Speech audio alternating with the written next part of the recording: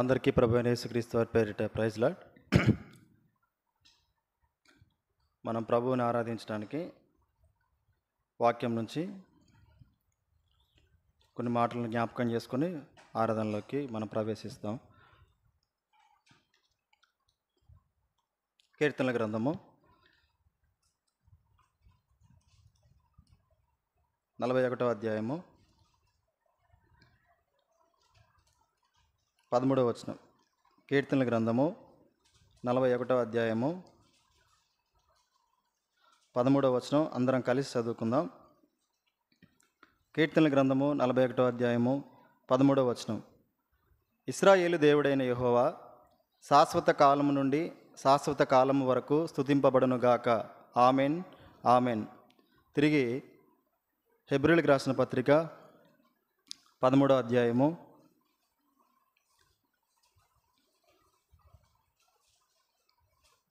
15వ వచనం అందరం కలిసి చదువుకుందాం. హెబ్రీయులకు రాసిన పత్రిక 13వ అధ్యాయము 15వ వచనం. కాబట్టి ఆయన ద్వారా మనము దేవునికి ఎల్లప్పుడూ స్తుతి యాగము చేయుదము, అనగా ఆయన నామమును ఒప్పుకొనుచు జిహ్వాఫలము అర్పించుదము. చివరిగా మరొక లేఖన భాగం చదువుకుంటాం. ప్రకటన గ్రంథము 22వ అధ్యాయము 13వ వచనం. ప్రకటన గ్రంథము 22వ అధ్యాయము 13వ వచనం. నేనే అల్ఫాయు ఓమేగయు, మొదటివాడను కడపటివాడను, ఆదియు అంతమునై ఉన్నాను. ప్రభు సాయం కొరకు ప్రార్థించుకుందాం. అందరూ ఏకీభవించండి. మహాపరిశుద్ధుడా, ప్రేమ కలిగిన తండ్రి, మీ ఘనమైన ఉన్నతమైన శ్రేష్టమైన నామాన్ని బట్టి స్తోత్రాలనైనా. ఈ విధంగా ఈ ప్రభు దినాన పరిశుద్ధులైన మీ బిడ్డల మధ్య కూడి మిమ్మల్ని ఆరాధించే భాగ్యాన్ని మాకు మీరు దయచేసినందులకై మిమ్మల్ని ఎంతగానో స్తుతిస్తూ ఆరాధిస్తున్నాం. తిరిగి నాయన ఈ సన్నిధిని కనబడడానికి నాలో మాలో మురించినటువంటి జీవాన్ని బట్టి స్తోత్రాలు. ఇచ్చిన గొప్ప రక్షణ బట్టి మిమ్మల్ని ఎంతగానో స్తుతిస్తూ ఆరాధిస్తున్నాం. దయగలిగిన తండ్రి, ఇంతవరకు పాటలు పాడడానికి ఎంతగానో సహాయపడుతూ వచ్చారు నాయన. పాటల ద్వారా మీరు మహిమ పొందారని నమ్ముతూ తిరిగి నాయన చదివినటువంటి లేఖన భాగాన్ని కూడా ప్రభా మీరు దీవించి ఆశీర్వదించండి. మాతో మాట్లాడండి. నిలబడబోతున్న నేను నిష్ప్రయోజకుని ప్రభా, మిమ్మల్ని ఎన్నో మార్లు ప్రభా ఈ వాక్య భాగాల ద్వారా మిమ్మల్ని ఆరాధిస్తూ వచ్చాం. తాజాగా మాతో మీరు మాట్లాడండి. మీరు ఇక్కడ మీ సన్నిధి ఇక్కడ ఉందని దాన్ని మరి మీరు గ్రహించినట్లుగా నన్ను మీరు మీ సాధనంగా వాడుకుంటూ అటువంటి అనుభవంలోకి తీసుకురమ్మని ప్రార్థిస్తున్నాను. దయగలిగిన తండ్రి, నిష్ప్రయోజకుని మీ యొక్క ఆత్మచేత నింపి సహాయపడుతూ రమ్మని, మిమ్మల్ని ఆరాధించగలిగేటువంటి హృదయాలుగా మా హృదయాలు మరి సిద్ధపరచుమని మా ప్రభుడును ప్రియ కుమారుడైన యేసుక్రీస్తు వారి పేరిటి ప్రార్థన అడిగి వేడుకొంచున్నాం తండ్రి. ఆమెన్.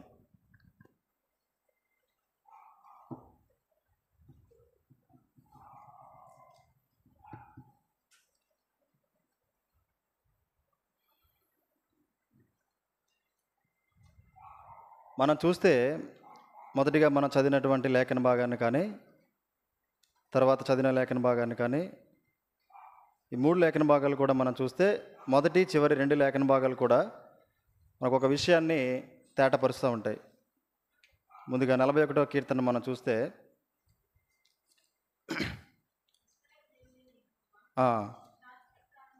శాశ్వత కాలము నుండి శాశ్వత కాలం వరకు స్తుతింపబడునుగాక.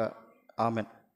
ఇశ్రాయేలు దేవుడైనటువంటి యెహోవా ఎప్పటి నుంచి ఎప్పటి వరకు అనంటే శాశ్వత కాలం నుండి శాశ్వత కాలము వరకు. అంటే దీనికి ఇంకా లెక్కింపు లేదు. ఎప్పుడు ప్రారంభమైందో ఎప్పుడు ముగుస్తుంది అంటే ముగింపు లేదు, ప్రారంభం ఏంటో తెలియదు.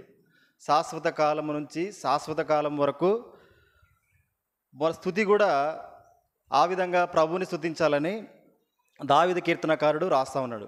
ఎందుకు అట్లా ప్రభువుని స్తుతించాలి? శాశ్వత కాలం నుంచి శాశ్వత కాలం వరకు ప్రభువుని ఎందుకు స్తుతించాలి అంటే ప్రకటన గ్రంథంలో మనం చూస్తూ వచ్చాం. 22వ అధ్యాయం 13వ వచనం. 22వ అధ్యాయం 13వ వచనం మనం జ్ఞాపకం చేసుకుంటే, నేనే అల్ఫాయు ఓమేగయు, మొదటివాడను కడపటివాడను, ఆదియు అంతమునై ఉన్నాను. నేను ఆదిను అంతమును. కాబట్టి ఆది అంతమైనటువంటి దేవుణ్ణి ఎలా ఆరాధించాలంటే ఎలా స్తుతించాలి అని అంటే దావీదు కీర్తనకారుడు చెప్తా ఉన్నాడు. శాశ్వత కాలం నుండి శాశ్వత కాలం వరకు. రక్షణలోకి వచ్చినటువంటి మనకు ఇది ప్రారంభం ప్రభువును స్తుతించడానికి.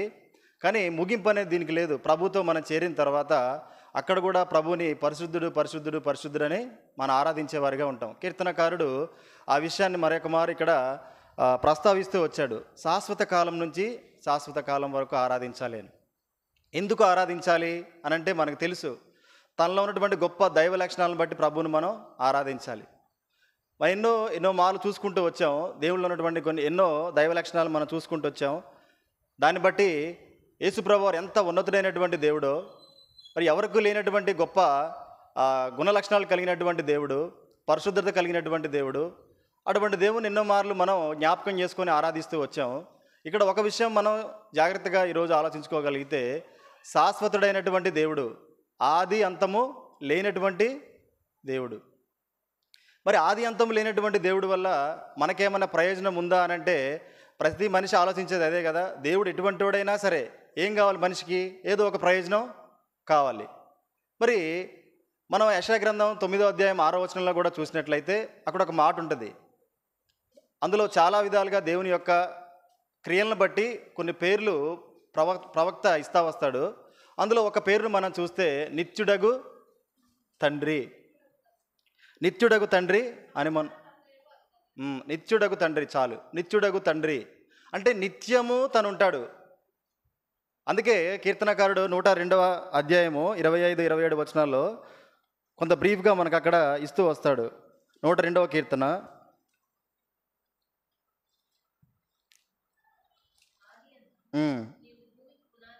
ఆదియందు భూమికి పునాది వేసి. ఆది అంటే అక్కడ ఎవరున్నారు? దేవుడు ఉన్నాడు. చదవండి.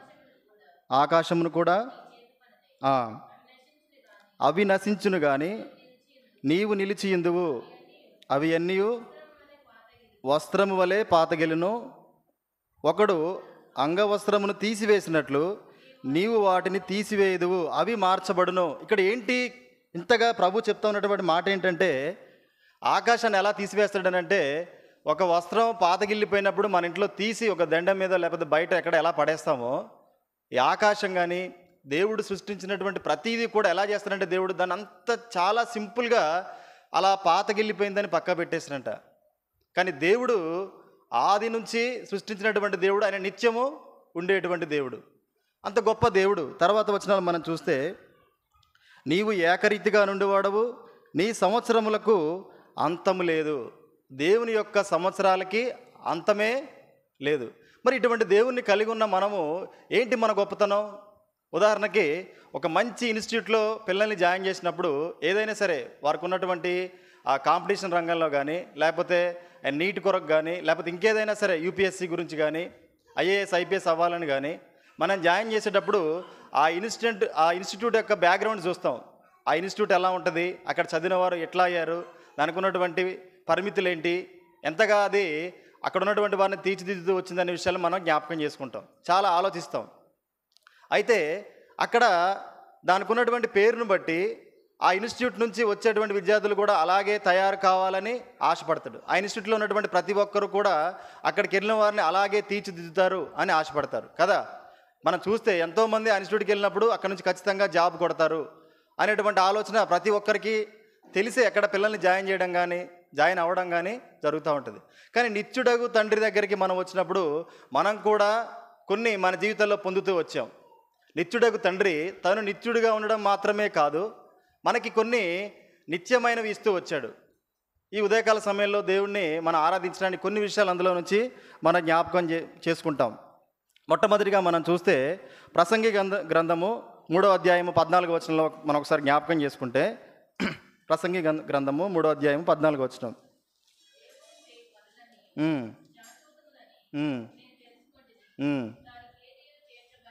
చాలమ్మ. దేవుడు చేసే పనులన్నీ కూడా శాశ్వతమైనటువంటివే, అది ఏదైనా సరే.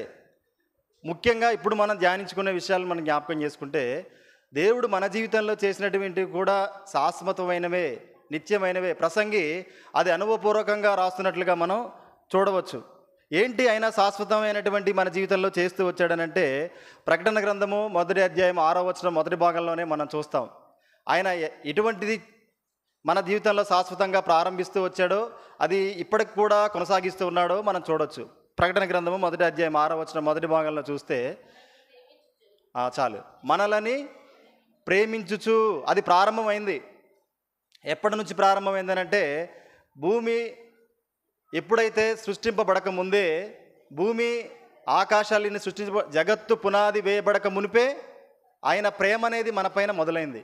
అందుకే మనం చూస్తాం కదా, ఎక్కడ ఇర్మియా గ్రంథము 31వ అధ్యాయంలో చూస్తే శాశ్వతమైనటువంటి ప్రేమతో నిన్ను ప్రేమించుచున్నాను. యేసు ప్రభు యొక్క నిత్యమైనటువంటి తన స్థితిని, తనకున్నటువంటి గొప్ప లక్షణాన్ని తను మనపై చూపించేటువంటి ప్రేమలో చూపిస్తూ వచ్చాడు. అది శాశ్వతమైనటువంటి ప్రేమ. ప్రేమిస్తూనే ఉన్నాడు ప్రభు. ఇప్పుడు కాదు, జగత్తు పునాది వేయబడక ముందే దేవుడు మనల్ని ప్రేమిస్తూనే ఉన్నాడు. యేసు ప్రభులో ప్రేమిస్తూ ఉన్నాడు. యేసు ప్రభులో ఎందుకు ప్రేమించాడు అని అంటే, నిత్యమైనటువంటి ప్రతీదీ కూడా ప్రభు మనకు దయచేయట కొరకు శాశ్వతమైనటువంటి ప్రేమతో, ఆ 31వ అధ్యాయంలో మనం చూసిన విధంగా శాశ్వతమైనటువంటి ప్రేమతో నిన్ను ప్రేమించుచున్నాను. అది ప్రేమిస్తూనే ఉన్నాడు. అందుకే కదా మనం మత్తయి సువార్త 26వ అధ్యాయం 28వ వచనంలో చూస్తాం. అక్కడ ఒక మాట అంటాడు. 26వ అధ్యాయం 28వ వచనం మనం చూస్తే, ఇది నా రక్తము అనగా పాప క్షమాపణ నిమిత్తము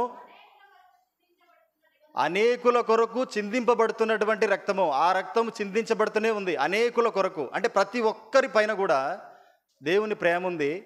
ఆ ప్రేమ శాశ్వతమైనటువంటి ప్రేమ. ఆయన ఎటువంటి వాడు, ఆయన ప్రేమ కూడా అటువంటిదే. జగత్తు పునాది వేయబడక ముందే మొదలైంది నీ మీద నా మీద ప్రేమ. అది అందరిపైన, పాపుల పైన ఉంది, రక్షింపబడ్డ వారి మీద ఉంది. ఆ ప్రేమ మొదలైంది, దానికి అంతం లేదు. కాబట్టి దేవుడు అటువంటి శాశ్వతుడైన నిత్యుడైనటువంటి దేవుడు నీకు అటువంటిది ఇస్తూ వచ్చాడు. విలాప వాక్యంలో ఒక మాట ఉంటుంది. ఏ మాట అంటే అది 3వ అధ్యాయం 22వ వచనంలో, ఆయన కృపగలవాడు, ఆయన వాత్సల్యత ఎడతెగక ఎడతెగక. ఆయన వాత్సల్యత ఎలా వస్తుందనంటే అది అప్పుడే ప్రారంభమైనట్టు ఉంటుంది, దానికి ముగింపు ఉండదు. ఎడతెగక మన పైన ప్రేమ పుడుతూనే ఉంటుంది. మరి మనిషి అటువంటి ప్రేమకు నోచుకునేటువంటి వ్యక్తి. రక్షణ పొందకముందు మన జీవితాలు, రక్షణ పొందిన తర్వాత కూడా మనం ఈరోజు ఇక్కడ కూర్చొని ప్రభువును ఆరాధిస్తూ ఉన్నామనంటే, మనం ప్రభువును ఆరాధించగలగడానికి ఆయన ద్వారా, ఆ నిత్యుడైనటువంటి యేసు ప్రభు వారి ద్వారా, ఆ శాశ్వతుడైనటువంటి యేసు ప్రభు వారి ద్వారా మనము పొందుకోవడానికి మనకేమైనా అర్హతలు ఉన్నాయనంటే మనకు తెలుసు. ఏ అర్హతలు కూడా మనకు లేవు. యేసు ప్రభువే ఆయన. మనం చూస్తాం కదా, యోహాను సువార్త 1వ యోహాను పత్రిక 4వ అధ్యాయం 8వ వచనంలో మనం చూసినట్లు, ఆయన ప్రేమ స్వరూపి. అంటే ప్రేమకు మనం చాలా నిర్వచనాలు పుట్టిన తర్వాత పెట్టుకుంటూ వస్తూ ఉంటాం. ప్రేమ అంటే తల్లి ప్రేమని, లేకపోతే తండ్రి ప్రేమని, ప్రేయసి ప్రేమని, ప్రియుడి ప్రేమని, లేకపోతే నా స్నేహితుడి ప్రేమని. మనిషి రకరకాలైనటువంటి ప్రేమకు నిర్వచనాలు, స్వరూపాలు తీసుకుంటూ వస్తాడు. కానీ అసలైనటువంటి స్వరూపం ప్రేమకి ఏంటంటే యేసు ప్రభువారే. కాదా చెప్పండి? మన జీవితాల్లో మనం చూస్తే ఈ స్నేహితులు, బంధాలు, రక్త సంబంధాలు ఇవన్నీ కూడా ఎలా ప్రారంభమయ్యాయో తెలియదు, ఎటువంటి స్వార్థంతో నీ దగ్గరికి వచ్చాయో తెలియదు, ఎప్పుడు ముగిస్తాయో తెలియదు. కానీ యేసు ప్రభు నువ్వు పాపంలోనే ఉండగా, అది ఎటువంటి పాపం అనంటే ఘోరమైనటువంటి పాపంలో ఉండగా తన ప్రేమను, ఆ ప్రేమ ఎటువంటిదనంటే శాశ్వతమైనటువంటి ప్రేమ. మొదలైంది, ముగించబడదు. ఎంతగా ప్రేమిస్తాడనంటే దాని ప్రేమకు ఒకటే ఒక గ్రంథం మనం చూడొచ్చు. ఇర్మియా గ్రంథంలో చూస్తే అసలు దేవుడు ఎంత ప్రేమ స్వరూపం మనకు అర్థమవుద్ది. ప్రవక్తను పంపిస్తాడు, కానీ ప్రజలు అతని దగ్గర, దేవుడి దగ్గర క్షమాపణ అడిగిన వెంటనే ప్రవక్తను తీసుకొని వెనక్కి వచ్చేస్తాడు. చూడండి, నీ పట్ల నా పట్ల దేవుడు ఎన్ని మార్లు అలా చేయలేదు చెప్పండి. ఇక్కడ ప్రభువును కూర్చొని ఆరాధిస్తున్నాం, లేదా ఆరాధించడానికి ఒక అర్హతను ఒకప్పుడు ప్రభు ద్వారా మనం సంపాదించుకోగలిగామనంటే దేవుని యొక్క శాశ్వతమైనటువంటి ప్రేమ. ఆ ప్రేమ ద్వారానే ప్రేమ స్వరూపి అయినటువంటి ఆ దేవుడు ఏం చేస్తూ వచ్చాడనంటే తర్వాత వచనంలో మనం చూస్తాం. 1వ అధ్యాయమే, 1వ యోహాను పత్రికలోనే 4వ అధ్యాయంలో 8వ వచనం తర్వాత నుంచి మనం చూస్తాం. ఏం చేశాడు? తన ప్రేమ స్వరూపాన్ని చూపిస్తూ తర్వాత వచనం చదవండి. మనం ఆయన ద్వారా జీవించినట్లు దేవుడు తన అద్వితీయ కుమారుణ్ణి లోకములోనికి పంపాడు. ఎవరిని పంపిండంట? తన అద్వితీయ కుమారుణ్ణే పంపాడు. ఎందుకు పంపాలి? ఈ పాపం మనిషి కొరకు, లెగిస్తే పాపం చేసే మనిషి కొరకు, లెగిస్తే ఆజ్ఞను అతిక్రమించేటువంటి మనిషి కొరకు, ఒళ్ళంతా ఒక రకమైనటువంటి విషయంతో నింపుకున్నటువంటి మనిషి కొరకు ఆ ప్రియకుమారుణ్ణి పంపాడనంటే ఆయన అంతటి ప్రేమ స్వరూపం కదా. అయితే మొట్టమొదటిగా యోబు ఒక మాటను అక్కడ ప్రస్తావిస్తూ వస్తాడు. యోబు గ్రంథము 15వ అధ్యాయము. ఆయన్ని ఎందుకు పంపించాడు అనంటే చూడండి, యోబు గ్రంథము 15వ అధ్యాయము 14వ వచనం.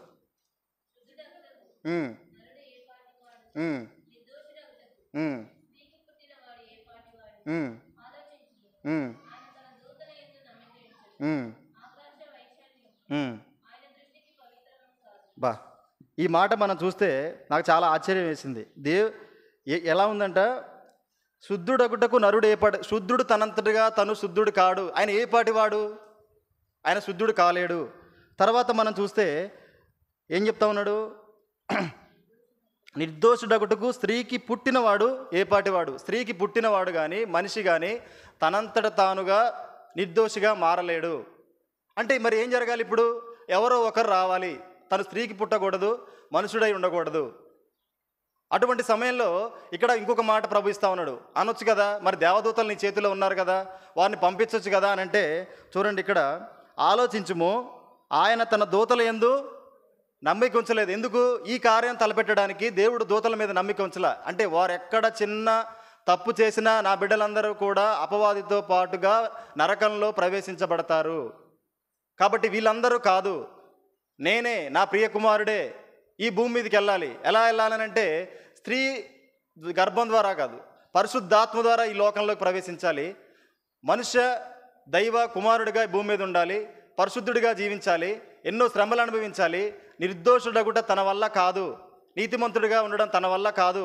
ఈ దూతలను పంపించినా సరే ఆ లూసిఫర్ వల్ల ఏమైపోతారు?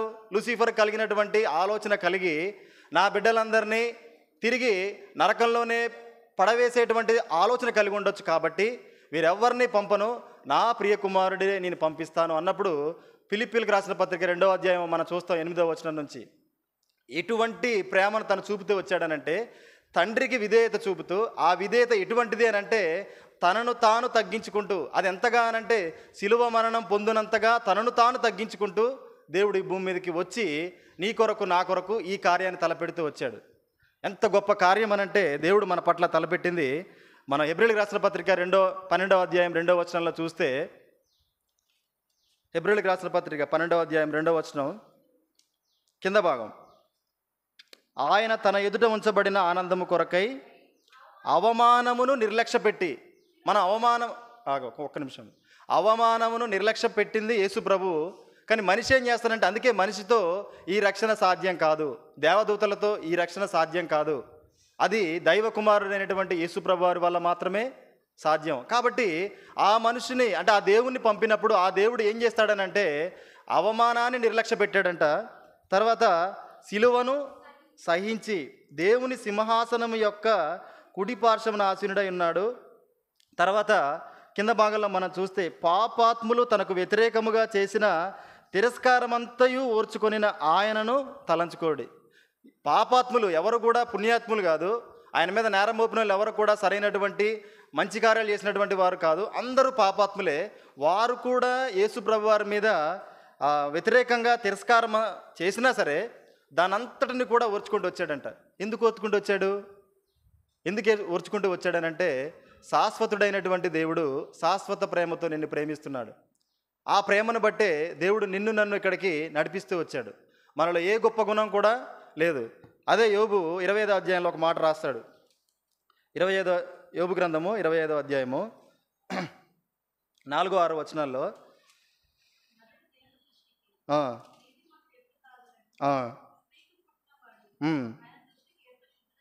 కాగలడు,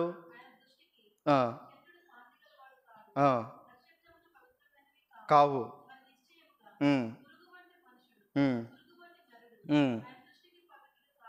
కాడు. ఇటువంటి వారు అంట మనం పురుగు వంటి వారము.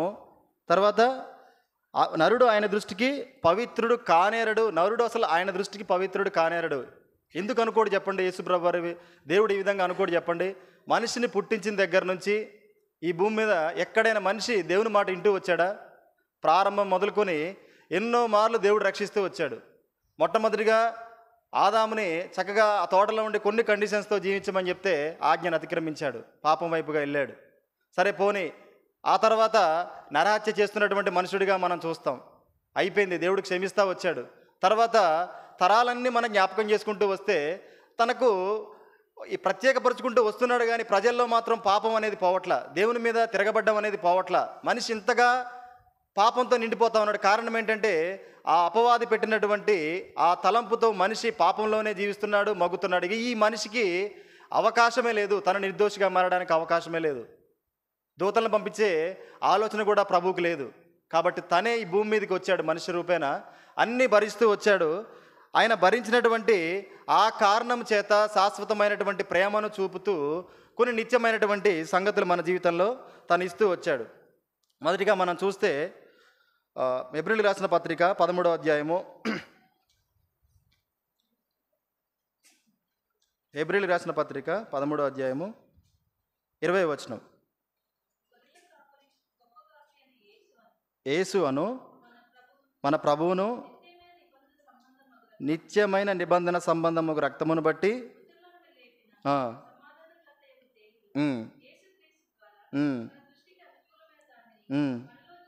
చాలు. నిత్యమైనటువంటి నిబంధన యేసుప్రభు వారిది ప్రతిదీ కూడా నిత్యమైనటువంటివి మన జీవితాల్లో చేస్తూ వచ్చాడు. అందుకే దేవుడు చాలా మార్లు చెప్తా ఉంటాడు, నా రాజ్యమును నా నీతిని మీరు వెతకండి, అది నిత్యమైంది అని. అంటే మనిషి అయినా సరే ఈ భూమి మీద ఆశపోక మనం ఏం చేస్తూ ఉంటామంటే అన్నీ కూడా లోకానుసారమైనటువంటి అడుగుతాం. కానీ ప్రభువు కూడా ఇస్తాడు. దేవుడు ఇక్కడైనా సరే పైన ఉంచాలని దేవుడు మనల్ని ఆశపడతా ఉంటాడు. అటువంటి దేవుడు మనల్కి ఆయన ఇచ్చేయన్నీ కూడా నిత్యమైనటువంటివే, ఏది కూడా కొంతకాలం ఉండి పోయేటువంటిది కాదు. నిత్యమైనటువంటి నిబంధన చేసుకున్నాడు. ఆ నిబంధన ఎలా ప్రారంభమైంది అని అంటే అది నిత్యమైనటువంటి నిబంధనగా మన జీవితాల్లో ఉంటూ వచ్చింది.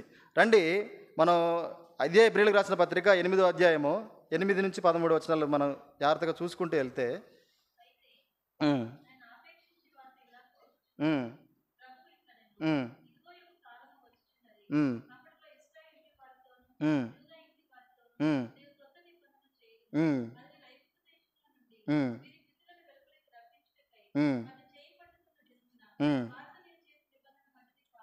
చాలక్క. అప్పుడు ఒక నిబంధన చేశాడు. మరలా అక్కడ రాయబడినటువంటి ప్రవచనాన్ని ఇక్కడ హెబ్రీ గ్రంథకర్త ప్రస్తావిస్తూ వచ్చాడు. నేను ఒక నిబంధన చేస్తాను, అది క్రొత్త నిబంధన. ఆ నిబంధన ఎలా ఉంటుందనంటే నిత్యమైనటువంటి నిబంధన. ఇక ఆ నిబంధనకి ముగింపు అనేది ఉండదు. ఆ నిబంధన ద్వారా పాపులు రక్షింపబడతారు, రక్షణ జీవితాన్ని అనుభవిస్తారు. కాబట్టి 12వ వచనం నుంచి మనం చూసుకుంటూ వెళ్తే ఏంటి ఆ నిబంధనలో ఉన్న ప్రాముఖ్యమైన సంగతి అని అంటే దోషముల విషయమై దయగలిగి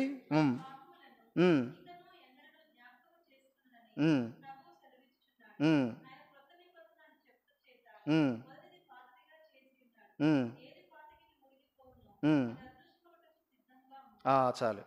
ఆయన క్రొత్త నిబంధన అని చెప్పుడు చేత మొదటిది పాతదిగా చేసి ఉన్నాడు. ఏంటి క్రొత్త నిబంధనలో ఉన్నదనంటే మనిషి దోషముల విషయమై దేవుడు దయగలిగి ఉన్నాడు. ఆయన దయ లేకపోతే ఈరోజు ఈ రక్షణకు మనం పాత్రులం కాము. ఆయన క్రొత్త నిబంధనలో ఉన్నటువంటి ప్రాముఖ్యమైన సంగతి ఏంటంటే ఆయన మనిషి పాపాలను బట్టి దయగలిగిన దేవుడు. ఆ పాపాలను జ్ఞాపకం చేసుకునే దేవుడు కూడా తను కాదు. అటువంటి దేవుడు శాశ్వతుడైనటువంటి దేవుడు నిత్యమైనటువంటి నిబంధన నీ పట్ల నా పట్ల చేస్తూ వచ్చాడు. ఆ నిబంధన ఎలాంటిది అనంటే ఇదే ప్రవచనాన్ని మనం 31లో చూస్తాం. ఇర్మియా గ్రంథం 31, 34 వచనాల్లో మనం చూస్తాం. ఒక విషయం అందులో జ్ఞాపకం చేసుకుందాం. ఇర్మియా గ్రంథము 31వ అధ్యాయం 34వ వచనం.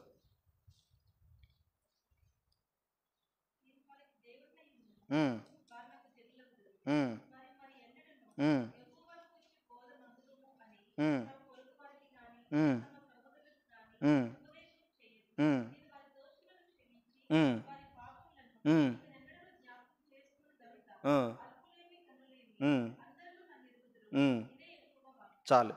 చూడండి, అటువంటి ఒక నిత్య నిబంధన ద్వారా ఈరోజు మనము ఈ పరిశుద్ధ స్థలంలో పరిశుద్ధ దేవుని మధ్య జనాంగంలో మనం కూర్చోగలుగుతా ఉన్నాం.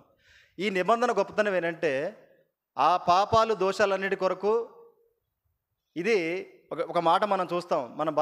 మన బల్లకి ముందు ఒక మాట చదువుకుంటాం. కొరింథీయులకు రాసిన పత్రిక 11వ అధ్యాయము అందులో ఒక మాట ఉంటుంది, నా రక్తము వలనైనా క్రొత్త నిబంధన.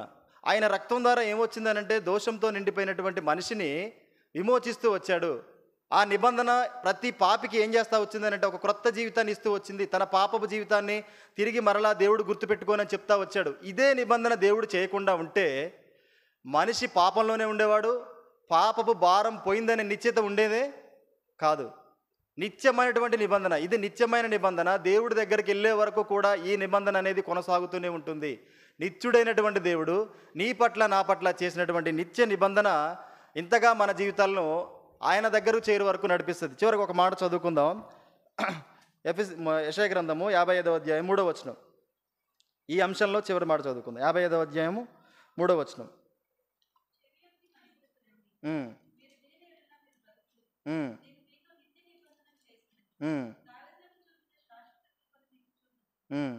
అది దావీదుకి ఎటువంటి కృపనైతే చూపుతూ వచ్చాడో అటువంటి కృపను చూపడానికి నీతో నాతో దేవుడు నిత్యమైనటువంటి నిబంధన చేస్తూ వచ్చాడు. ఇది ప్రభువుని మనం ఆరాధించడానికి ఈ ఉదయకాల సమయమున నిత్యమైనటువంటి నిబంధన మన ముందు ఉంచాడు.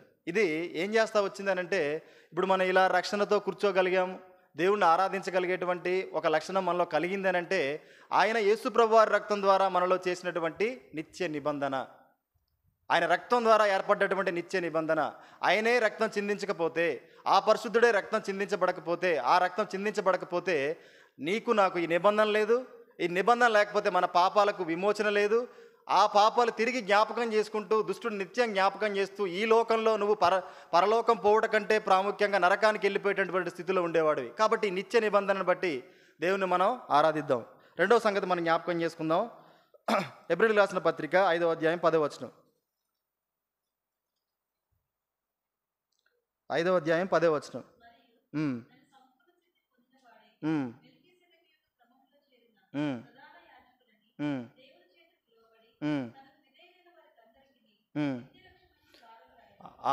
అతను ప్రధాన యాజకుడిగా ఉంటూ దేనికి కారకుడాడంట? నిత్యుడైనటువంటి. చూడండి, ఆయన ఇచ్చేవన్నీ కూడా నిత్యమైనటువంటివే. మనిషి రక్షణ కొంతకాలం కాపాడుతుందేమో.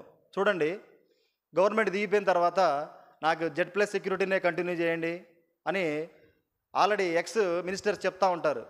నాకు ఎక్కువ థ్రెట్ ఉంది, అదే రక్షణ కొనసాగించండి. కొనసాగించదు గవర్నమెంట్. అంటే వాళ్ళ భయం చూడండి. కానీ దేవుడు రక్షణ ఎలా ఉందనంటే నిత్యమైనటువంటి రక్షణ, కొంతకాలం ఉండి ఆగిపోయేది కాదు. నా చిన్నప్పుడు మా ఊరిలో ఎలా ఉండేదనంటే ఊరిలో కొంచెం తెలిసినటువంటి వ్యక్తులు, బయట తిరిగే పలుకుబడి ఉన్న వ్యక్తులు ఏం చేసేవాళ్ళు అంటే స్టేషన్లో మంచిగా ఎస్ఐతో మంచి రిలేషన్ పెట్టుకునేవాళ్ళు, రాజకీయ నాయకులతో రిలేషన్ పెట్టుకునేవాళ్ళు. ఆ ఎస్ఐ ఉన్నంత వరకు ఎలా ఉండేదనంటే ఊరిలోకి వచ్చినప్పుడు వారి దగ్గరే కలిసేవాడు. వాళ్ళ మీదకి ఎవరైనా వెళ్ళాలన్నా సరే అమ్మ భయపడేవాళ్ళు అనమాట. అంటే ఏంటి, ఇతనికి ఎస్ఐ తెలుసు, ఏదైనా సరే కొంచెం ఆయనతో మనం వాదన పెట్టుకున్నా ఆ ఎస్ఐ వస్తాడు, మనం ఏదో విధంగా బెదిరియటమో కొట్టడమో చేస్తాడు అనుకునేవాళ్ళు. కామ్గా ఉండేవాళ్ళు. ఎస్ఐ ట్రాన్స్ఫర్ అయ్యేదా కామ్గా ఉండేవాళ్ళు. ఎప్పుడైతే ఎస్ఐ ట్రాన్స్ఫర్ అయ్యాడో వాడింటికి మీద వీడి గొడవ. ఎందుకంటే ఆయన వెళ్ళిపోయాడు, మనకు మళ్ళీ తెలిసిన ఎస్ఐ లేడు, ఆయనకి తెలవడానికి టైం పట్టుద్ది. ఈ వరకు మనం గొడవ పెట్టుకున్నా ఏం కాదు. దేవుడిచ్చే రక్షణ ఇటువంటిది కాదు. బహుశా ఇటువంటి రక్షణ అనుకొని మనం మందిరంలోకి వస్తున్నామేమో, కానీ దేవుడిచ్చింది నిత్యమైన రక్షణ. దాన్ని కొనసాగించే విషయంలో మనం పొరపాటు పడుతున్నాం తప్ప ఆయన ఇచ్చిన రక్షణ, ఎప్పుడైతే నీకు ఇచ్చిన రక్షణ ప్రారంభమైందో అది నిన్ను ప్రభు దగ్గరకు చేర్పే వరకు కూడా నీతో ఉండే రక్షణ. ఆ రక్షణకు ఏంటి సాదృశ్యం అనంటే ఆయన రక్తంతో నేను కొంటూ వచ్చాడు, అపవాది నుంచి నేను విడిపిస్తూ వచ్చాడు. ఒక్కసారి విడిపించబడ్డటువంటి నువ్వు తిరిగి అపవాది చేతిలోకి వెళ్లకుండా ఉండగలుగుతూ ఉన్నావనంటే అది నీకు నాకున్నటువంటి జ్ఞానం కాదు, ఆత్మీయత కాదు. దేవుని యొక్క ఆత్మ సహాయం చేత ఆయన రక్షణ వలయంలా నీ చుట్టూరా ఉంటూ అది కాపాడుకుంటూ ఆయన దగ్గరికి తీసుకెళ్తాడు. అటువంటి ఆశ ప్రయాస కలిగినటువంటి మనిషి ఈ నిత్యమైనటువంటి రక్షణను కొనసాగిస్తా ఉన్నాడు. దేవుడు ఇచ్చినటువంటి రెండవది నిత్యమైనటువంటి ఈ రక్షణ. అందుకే ఇంకో మాట చదువుకుందాం. 51వ అధ్యాయము యెషయా గ్రంథము 6వ అధ్యాయం 6వ వచనం. యెషయా గ్రంథము 51వ అధ్యాయము 6వ వచనం.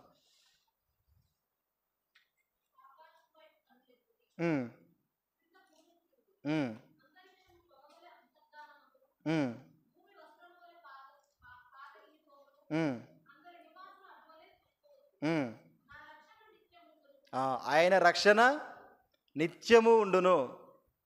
అటువంటి రక్షణ మనం పొందుకుంది. ప్రభువా నాకు ఇచ్చినటువంటి రక్షణ ఇంత గొప్పదా? మనకు తెలుసు ఈ రక్షణ అంటే రక్షింపబడ్డావా, రక్షింపబడ్డాను.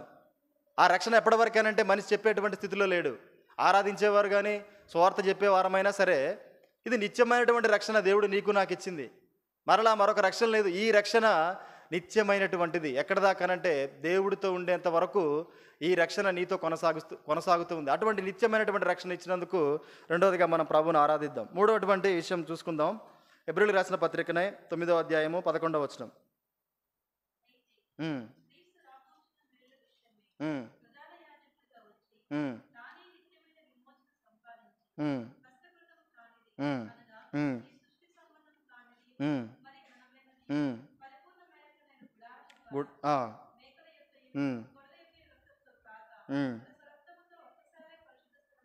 ప్రవేశించును. చాలు. అసలు ఈ ప్రధాన యాజకుడు అనే పాత్ర గురించి మనం ధ్యానించుకుంటే యేసు ప్రభువారు దాన్ని నిర్వహించినటువంటి విధానం చూస్తే ఎంత అద్భుతంగా ఉంటుంది. కొన్ని సంగతులు మనకి ఇప్పుడు అవసరం లేని పక్కన పెట్టి ఈ విషయాన్ని మనం జ్ఞాపకం చేసుకుంటే, తను చేసినటువంటి ప్రధాన యాజకత్వం ద్వారా ఏమవుతూ వచ్చిందనంట, రాబోవుచున్న మేలుల విషయమై ప్రధాన యాజకుడుగా వచ్చి, తానే ప్రధాన యాజకుడుగా వచ్చి, మనకు తెలుసు ప్రధాన యాజకుడు అంటే ఏం చేయాలి, ఏ కార్యాన్ని నిర్వర్తించాలి.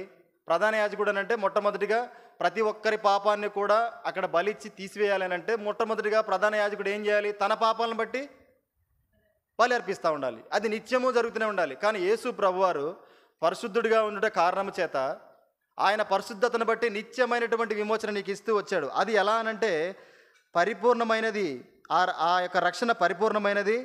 తర్వాత నిత్యమైన విమోచన సంపాదించి హస్తకృతము కానిది, అనగా ఈ సృష్టి సంబంధము కానిది మనకిచ్చినటువంటి ఇది, ఈ విమోచన సృష్టి సంబంధమైనటువంటిది కాదు. యేసు ప్రభువారి యొక్క రక్తాన్ని ఈ సృష్టి సంబంధం కానిది మరి ఘనమైనది పరిపూర్ణమైనది అయిన గుడారం ద్వారా మేకల యొక్కయు కోడెల యొక్క రక్తముతో కాక తన స్వరక్తముతో ఆయన ప్రవేశించాడంట. ఎందుకు ప్రవేశించాడు అనంటే దేవుడు ఒకటి అనుకున్నాడు, నా కుమారుని నేను పంపించాలి. దేవదూతలు వద్దు, మనుషులకు ఆ శక్తి లేదు, స్త్రీకి పుట్టినటువంటి వారు అసలు కూడా పరిశుద్ధులు అవ్వడానికి వారి వల్ల కాదు. అంటే నా కుమారుడిని పంపించాలి. ఆ కుమారుడు ఏం చేయాలి, అక్కడ శ్రమలు అనుభవించాలి, వారి పాపాలను బట్టి శ్రమను అనుభవించాలి, ఖచ్చితంగా వారు స్త్రీలలో మరణించాలి, రక్తం కార్చాలి. ఆ రక్తము ప్రతి ఒక్క మనిషి విమోచన కొరకు తీసుకొని ఇక్కడికి రాబడాలి. అది ఎటువంటిది అనంటే మోషేకి చెప్పబడినటువంటి గుడారం కాదు, అది కనబడినటువంటి గుడారం ఉంది. ఆ గుడారం అంటే తండ్రి అయినటువంటి దేవుడి దగ్గరికి, ఇది నా కొరకు, ఇది సీనన్న కొరకు, ఇది సాగరన్న కొరకు, ఇది గిరిప్రసాద్ అన్న కొరకు, వీరందరి కొరకు నేను చిందించినటువంటి రక్తం అని అప్పుడున్నటువంటి అహరోను కాలంలో ఉన్నటువంటి యాజకుల వలె యేసు ప్రభువారు పరిశుద్ధుడిగా తన రక్తాన్నే మనందరి పాపాల కొరకు అక్కడికి తీసుకొని వెళ్ళాడంట. అట్లా ఇచ్చినటువంటి విమోచన ఇది. ఆ విమోచన ద్వారా ఏంటంటే మేకల ద్వారానో, తర్వాత కోడిని బలించడం ద్వారా వచ్చినటువంటి రక్తం ద్వారానో మనం పాపాలు పొయ్యాయనే అనుకుంటాం తప్ప నిశ్చేత లేదు. కానీ యేసు ప్రభువారి రక్తం ద్వారా విమోచనే, అంటే మరలా తిరిగి అటువంటి పాపాన్ని గుర్తు తెచ్చుకోవడానికి అవకాశం లేదు. సంపూర్ణమైనటువంటి విమోచన మనకిస్తూ వచ్చాడు. ఈ విషయమే ప్రభుని మనం ఆరాధిస్తాం. తిరిగి రండి, గలతీలో కూడా ఒక మాట చూసుకుందాం. దాని నిమిత్తం గలతీలకు రాసిన పత్రిక 1వ అధ్యాయం 4వ వచనం. గలతీలకు రాసిన పత్రిక 1వ అధ్యాయము 4వ వచనం.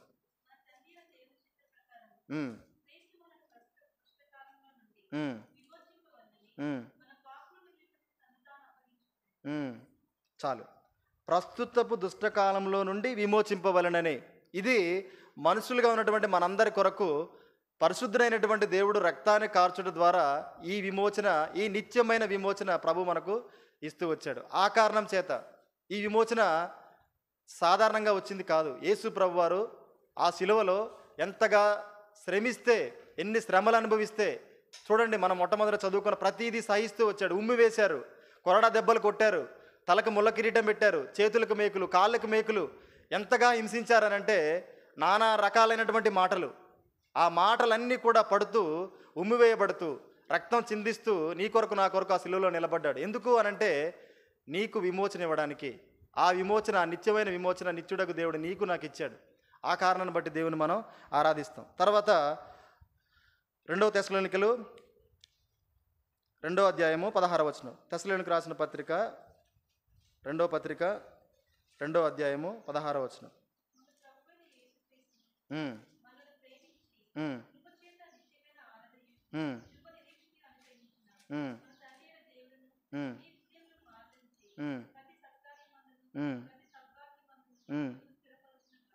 నిత్యమైనటువంటి ఆదరణ. ఎందుకు నిత్యమైనటువంటి ఆదరణ అంటే మనం పొందట్లేదు చెప్పండి. యేసు ప్రభులో మన రక్షణ పొందిన తర్వాత ఎన్నో మార్లు మనం పడిపోలే, దుష్టుడు ఎన్నిసార్లు మనం మోసగించలా, అయినా సరే దేవుని సన్నిధికి వచ్చి మన ప్రభువుని ఆరాధించగలుగుతున్నామనంటే మనకి ఏం కష్టాలు రాలేదా, ఏమి ఇబ్బందులు కలగలేదా? ఎన్నో ఇబ్బందులు కలుగుతూ వచ్చాయి. కానీ దేవుని యొక్క మాట మనల్ని ఏం చేస్తూ ఉంది? ఆదరణ. ఇది ఎప్పటి వరకు అని అంటే ఈ ఆదరణ నువ్వు ప్రభు వరకు చేరే వరకు కూడా ఈ ఆదరణ, ఇది నిత్యమైనటువంటి ఆదరణ. దేవుడికి సమస్తము తెలుసండి. ఒక రక్షణ పొందినటువంటిది నా కుమారుడు ఈ భూమి మీద నివసించాలంటే తను వచ్చే వరకు తనకి ఏవి కావాలో దేవుడికి తెలుసు. కాబట్టి దేవుడు ఏం చేస్తూ వచ్చాడనంటే ప్రతిదీ నిత్యమైనది ఇస్తూ వచ్చాడు. తను ఇక్కడ కొనసాగాలి అని అంటే తనకు ఆదరణ కావాలి. అది ఎలా ఉండాలి అని అంటే నిత్యంగా కొనసాగాలి. నా దగ్గరకు వచ్చే వరకు ఆ ఆదరణ ఉండాలి.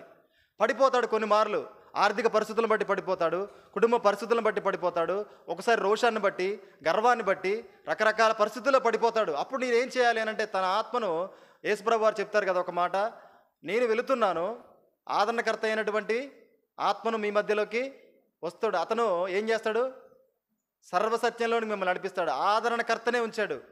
తన ఆదరణకర్త అయినటువంటి ఆత్మను మనతో ఉంచడం ద్వారా ఆ ఆదరణకర్త అయినటువంటి ఆత్మకు తెలుసు నువ్వు ఎక్కడ అలిగావో, ఎక్కడ కోపడుతున్నావో, ఎక్కడ నష్టపోయావో, ఎక్కడ వేదన చెందుతా ఉన్నావో దేవుడికి తెలుసు. ఆత్మస్వరూపి కనుక సమస్తమును గ్రహించి నీ కావలసిన మాటలు దేవుడు అనుగ్రహిస్తూ ఆదరిస్తూ ఉన్నాడు. ఇది మనిషి ఇచ్చే ఆదరణ కాదండి.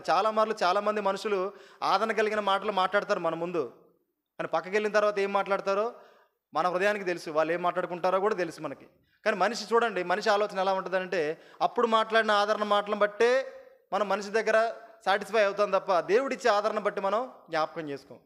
కానీ దేవుడిచ్చేది నిత్యమైనటువంటి ఆదరణ. ఇది ఎన్నోసార్లు పౌలు అనుభవిస్తూ వచ్చాడు. ఆ ఆదరణ ద్వారానే నేను కొనసాగుతున్నా అని తన పత్రికల్లో నిరంతరం రాస్తూ వస్తాడు. ఎన్నో మార్లు కూడా అది మనం చూస్తాం. 15వ అధ్యాయం 6వ వచనం రోమిలికి రాసిన పత్రికలో కానీ, 1 కొరింథీ 1వ అధ్యాయం 3వ వచనంలో కానీ మనం ఇవన్నీ ధ్యానించుకుంటూ వెళ్తా ఉంటే దేవుడిది నిత్యమైనటువంటి ఆదరణ అని ఎలా చెప్పగలము అనంటే పౌలు జీవితం సాక్ష్యంగా మనకు కనిపిస్తూ ఉంటుంది. ఆయన ఇచ్చినటువంటి నిత్యమైన ఆదరణ ద్వారా మనం ప్రభు దగ్గరకు చేరగలుగుతా ఉన్నాం. ఈ ఆదరణ లేకపోతే మనకు నష్టం. ఈ నిత్యమైనటువంటి రక్షణ లేకపోతే మనం ఈ లోకంలో కొనసాగలేము. నిత్యమైన విమోచన లేకపోతే కొనసాగలేము. నిత్యమైన నిబంధన లేకపోతే లేదు, నశించిపోయే అవకాశం ఉంది. కాబట్టి దేవుడిని ఇచ్చాడు, తన రక్తం ద్వారా ఇవన్నీ కూడా మనకు దేవుడు అనుగ్రహిస్తూ వచ్చాడు. ఇచ్చినటువంటి నిత్యమైనటువంటి ఆదరణ బట్టి ప్రభువును మనం ఆరాధించాలి. ఇంకా 2 సంగతులు మనం జస్ట్ అలా గుర్తు చేసుకొని ముగించుకుందాం. మనకు తెలుసు దేవుడిచ్చినటువంటి మరొకటిది నిత్య జీవము.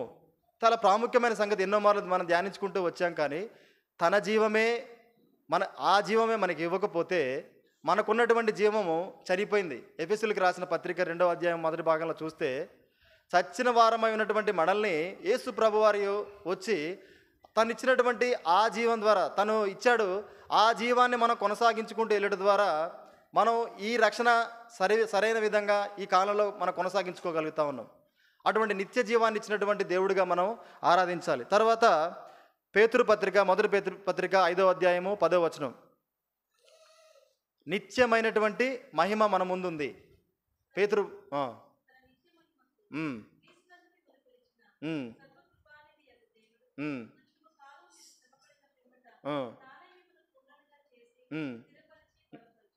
నిత్యమైన మహిమ మనకుంది. కొంతకాలము మనం ఓపికగా ఉంటే సంపూర్ణులుగా చేసి ఆ మహిమకు మనల్ని పాత్రులుగా చేస్తాడంట. యేసు ప్రభువారు తండ్రితో కూడా ఈ మాట చెప్తా వస్తాడు. నీ యందు నేను ఎలా ఉన్నానో నా యందు వారు అలా ఉండులాగున వాళ్ళు సంపూర్ణులై ఉన్నప్పుడు వారికి నేను నీ మహిమను నా మహిమను నేను వారికి ఇస్తాను అని. ఈ మహిమ వల్ల ప్రయోజనం ఏంటంటే ఈ శరీరం వల్ల ఏం ప్రయోజనం లేదు. కానీ దేవుడిచ్చేటువంటి మహిమ ద్వారా అపోస్తలులు చేసినటువంటి సువార్త భూమిని తలక్రిందులు చేసేటువంటి పరిచర్యను వారు చేస్తూ వచ్చారు. ఆ పరిచర్య ఈరోజు నీ ముందు నా ముందు కనబడేది. దేవుని ఎందుకు ఆరాధించాలి, మన దేవుడు ఏమై ఉన్నాడు, ఏంటి రక్షణ, ఇవన్నీ కూడా అటువంటి మహిమనిచ్చేటువంటి దేవుడు ఉన్నందుకు మనం ఆరాధిస్తాం. చివరిగా మనం చూస్తే 9వ అధ్యాయం ఎబ్రిల్ రాసిన పత్రిక 15వ వచనం,